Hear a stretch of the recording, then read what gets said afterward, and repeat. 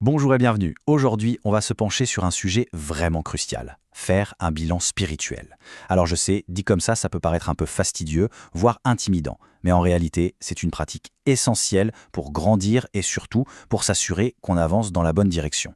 C'est un peu comme poser sa boussole intérieure. Alors, voilà le parcours qu'on va suivre ensemble. D'abord, on va explorer cette idée de poser la boussole. Ensuite, on verra que ce n'est pas une invention moderne, mais une pratique bien ancrée dans la Bible. Point très important, on verra pourquoi il est crucial de faire ça avec l'esprit et pas seul. Puis, on passera à du concret avec la méthode des 3 R. On parlera de l'importance de se fixer un rythme et un cadre. Et on terminera sur une idée vraiment puissante, l'équation entre la grâce, la vérité et la sécurité. Allez, on plonge tout de suite dans notre première partie, poser la boussole. Qu'est-ce que ça veut dire ? Eh bien, ça veut dire trouver son vrai nord spirituel, ce qui nous oriente vraiment dans la vie. L'auteur de notre source partage une analogie super parlante qui lui vient de son expérience de scout. Une boussole, ça indique toujours le nord, pas vrai ? Une fois qu'on sait où est le nord, eh bien la carte qu'on a devant soi, elle prend tout son sens. On sait comment s'orienter. C'est exactement la même chose dans notre vie spirituelle. On a besoin d'un repère fixe, d'une norme, pour pouvoir évaluer notre parcours. La question qui se pose, c'est donc celle-là. Comment on fait pour trouver et fixer ce point de repère ? La clé, et c'est vraiment le cœur de toute cette analyse, c'est que ce processus ne peut pas se faire seul. Non, il doit impérativement se faire en dialogue avec le Saint-Esprit. C'est lui qui détient la pensée de Dieu, et c'est donc lui qui peut nous guider. On pourrait se dire que faire un bilan, ça sonne un peu comme un concept d'entreprise, quelque chose du monde, quoi. Mais ce qu'on va voir maintenant, c'est que c'est une pratique profondément biblique. Et son but, c'est de nous amener à l'authenticité, pas du tout à la honte. Et cette distinction, elle est super importante. Le but de cet examen de soi, ce n'est pas de se sentir coupable, de s'auto-flageller en se disant « je suis nul, je n'y arrive pas », pas du tout. L'objectif, c'est de vérifier si on est toujours sur la bonne voie, d'être vrai, authentique dans sa démarche. D'ailleurs, la Bible nous y invite directement. Ce verset des Lamentations, c'est un appel à l'action très clair. C'est à nous de rechercher, de sonder nos propres chemins. Et dans quel but ? Pour retourner vers Dieu. C'est cet examen régulier qui nous permet de rester connectés à lui. Et ce n'est pas un cas isolé, loin de là. Paul, lui, le dit encore plus directement aux Corinthiens. Il ne s'agit pas juste d'examiner nos actions, mais carrément notre foi. C'est une invitation à se tester, à vérifier si Jésus-Christ est bien en nous, si notre marche est authentique. Et ça nous amène à un point qui est absolument fondamental. Si cette évaluation est si importante, il est tout aussi important de savoir comment la faire. Et la règle numéro 1, c'est jamais seul. Il y a un vrai danger à vouloir, en quelque sorte, s'auto-traiter. L'auteur utilise une anecdote personnelle très parlante. Il raconte que, enfant, quand il se blessait, il essayait de soigner sa plaie lui-même. Mais le problème, c'est qu'il était trop doux. Il n'osait pas nettoyer en profondeur par peur d'avoir mal. Le résultat, bien sûr, la blessure s'infectait.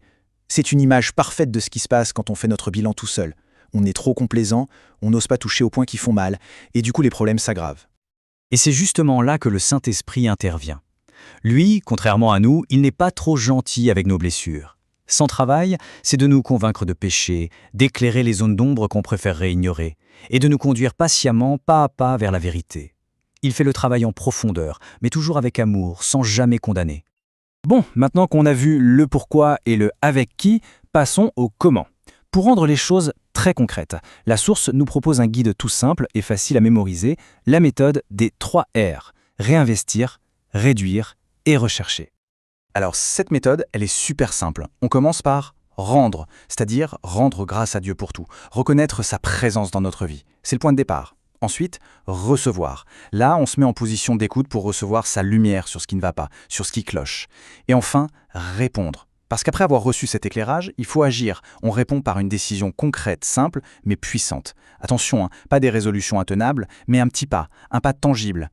Avoir une bonne attention, c'est bien, mais ça ne suffit pas. Pour que cette pratique porte vraiment du fruit, il faut qu'elle passe du stade de la bonne idée à celui de la discipline. Il est donc essentiel de se choisir un rythme et un cadre. Voici quelques clés pratiques. D'abord, il faut se donner un rendez-vous régulier. Une fois par mois, par trimestre. Le rythme importe peu, mais il faut qu'il soit fixe. Ensuite, trouver un endroit calme où l'on ne sera pas dérangé. Utiliser un carnet, c'est aussi une super idée pour noter ses pensées, les éclairages qu'on reçoit. Le but, c'est de le faire intentionnellement, pas à la va-vite entre 2 rendez-vous. On arrive à notre dernière partie, et c'est peut-être la plus importante, car elle révèle l'objectif ultime de toute cette démarche. C'est une formule qui, franchement, change la perspective. Grâce plus vérité égale sécurité. Ce point-là est fondamental.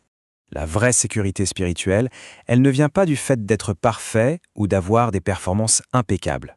Pas du tout. Elle naît de l'association de deux choses. D'un côté, la vérité, c'est-à-dire être honnête sur nos failles, nos doutes, nos erreurs, et de l'autre, la grâce, c'est-à-dire s'appuyer sur l'amour de Dieu qui nous soutient malgré tout. Et cette combinaison, eh bien, elle produit une sécurité profonde, inébranlable. Et c'est vraiment ça qu'il faut retenir. On ne s'évalue pas pour se condamner. On s'évalue pour réaliser à quel point la grâce de Dieu nous a portés. C'est un exercice de reconnaissance, en fait. Ça nous permet de voir combien, malgré nos faiblesses, on a été soutenus. Alors pour conclure, la question n'est plus de savoir s'il faut le faire, mais plutôt comment commencer. La réflexion finale, c'est donc celle-ci. Quelle décision toute simple, quel tout petit pas peut être fait dès aujourd'hui pour intégrer cette pratique dans sa vie? Merci beaucoup d'avoir suivi cette analyse.